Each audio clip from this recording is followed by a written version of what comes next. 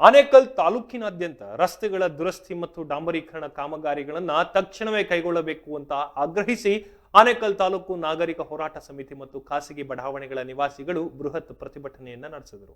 ಈ ಪ್ರತಿಭಟನೆಯು ಆನೇಕಲ್ ತಹಶೀಲ್ದಾರ್ ಕಚೇರಿ ಆವರಣದಲ್ಲಿ ನಡೆಯಿತು. ಪ್ರತಿಭಟನಾಕಾರರು ಆನೇಕಲ್ ASB ಕ್ರೀಡಾಂಗಣದಿಂದ ತಹಶೀಲ್ದಾರ್ ಕಚೇರಿವರೆಗೆ ಪ್ರತಿಭಟನಾ ಮೆರವಣಿಗೆಯನ್ನ ನಡೆಸಿದ್ರು.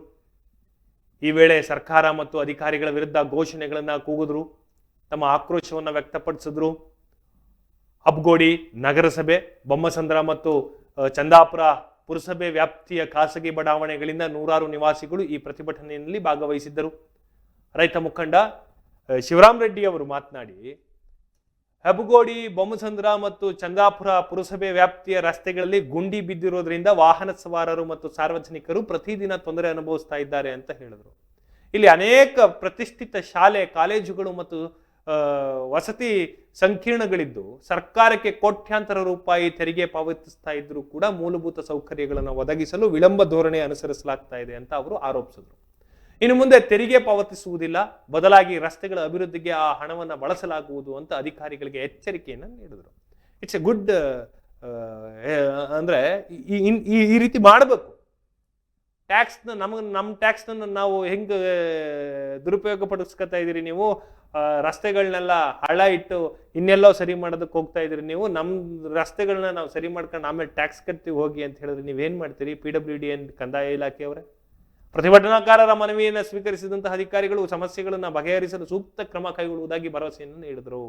ಈ ಪ್ರತಿಭಟನೆಯಲ್ಲಿ ಆನೇಕಲ್ ತಾಲೂಕಿನ ನಾಗರಿಕ ಹೋರಾಟ ಸಮಿತಿಯು ಪ್ರಮೋದ್ ಮಾಳದವರ್, ಬಾಲಾಜಿ, ಕಲ್ಯಾಣ ಕೃಷ್ಣನ್, ಸೋಫಿಯಾ, ವೀಣಾ ರೆಡ್ಡಿ, ಸ್ನೇಹ ರಘುವೀರ್, ಸಂಪಾದ ಕುಲಕರ್ಣಿ, ಹೀಗೆ ರೈತ ಮುಖಂಡರಾದಂತಹ ನಾರಾಯಣಪ್ಪ, ಗೋಪಾಲಪ್ಪ, ಹೀಗೆ ಇತರರು ಕೂಡ ಉಪಸ್ಥಿತರಿದ್ದರು. ಸಂಪೂರ್ಣವಾಗಿ ಕಿತ್ತೋಗಿದೆ. ಸುಮಾರು 4-5 ವರ್ಷದಿಂದ ರಸ್ತೆ ಇಲ್ಲ ಅಂತೇಳಿ ಜನ ಕೊಡ್ತಾಡ್ತಾ ಇದ್ದಾರೆ. ಅದೇ ರೀತಿ ಅದೇ ಭಾಗದಲ್ಲಿ ಬರ್ತಕ್ಕಂಥ ಸಿಂಗೇನಗರ, ಅನಂತನಗರ, ಸಿಂಗೇನಗರ, ತಮ್ಮನಹಳ್ಳಿ, ಬಳ್ಳಾಪುರ, ಮುತ್ತನೂರು ಈ ಭಾಗದಲ್ಲಿ ಬರ್ತಕ್ಕಂಥ ರಸ್ತೆ ಸಂಪೂರ್ಣವಾಗಿ ಅದು ಹದಗೆಟ್ಟು 5 ವರ್ಷಗಳಾಗಿದೆ. ನಿರ್ಲಕ್ಷ್ಯ